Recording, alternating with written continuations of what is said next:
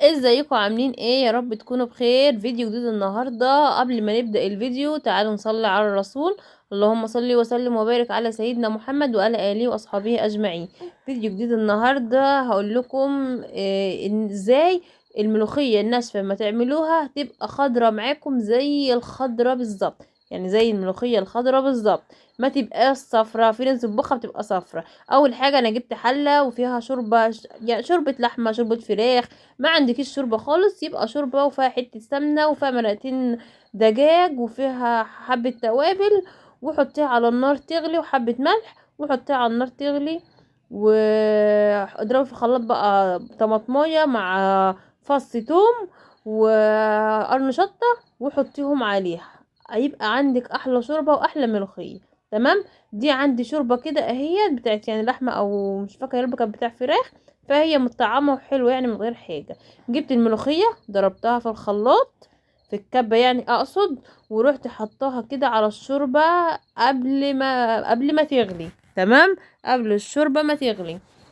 طب ايه اللي يخليها خضرة يا ايمان؟ بصوا بقى، عايزه اقول لكم اللي يخليها خضرة مش الطبيخ خالص، مش طريقه طبيخها خالص. اللي يخليها خضرة ان وهي بتنشف، او مثلا لو انت بتنشفيها، او اللي بينشفها ينشفها في الظل، ما ينشفهاش في الشمس. يعني في ناس بتقطفها وتروح منشفاها في الشمس، يعني ايه، فرش حاجه كده ايه، في الشمس وتروح حاطه وتنشفها. الشمس بتصفر الحاجه اللي بتنشف فيها. فالملوخيه بالذات عايزه حته ظل وتنشفيها فيها. فاهمين قصدي؟ يعني عمر ما حد يضحك عليكي ويقولك تكه او مش عارفه فكره او ايه ان الملوخيه تطلع ناشفه منك. عمر الملوخيه ما كانت هتطلع خضره منك الا اذا كانت متنشفه في الظل، غير كده لا. ابسولوتلي مش هتبقى خضره زي ما انتوا شايفين كده. عملت بقى التوم اهو. انا حطيت الملوخيه وقلبت كويس قوي. طبعا مرقه دجاج كان في حاطه في الشوربه مرقه دجاج، وقلبت الكميه بتاعتي، بفضل احط حبه بحبه لحد ما اوصل للقوام اللي انا عايزاه. تمام. وبعد كده حمرت التومه اهيت اه بنفس طريقه الملوخيه التانية بالظبط.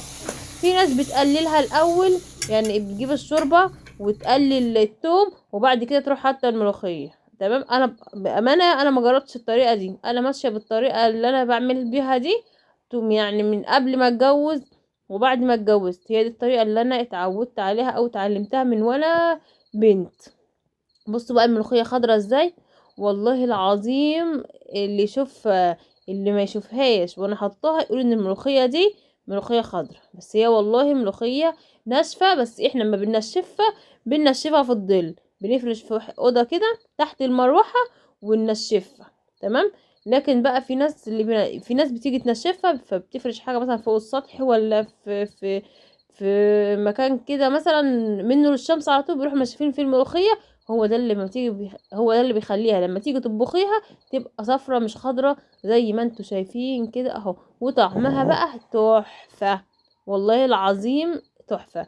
انا اصلا الملوخية الناشفة دي انا ما اكلتهاش غير بعد ما اتجوزت، لاني انا ما كنتش من الحاجات اللي انا ما كنتش بحبها.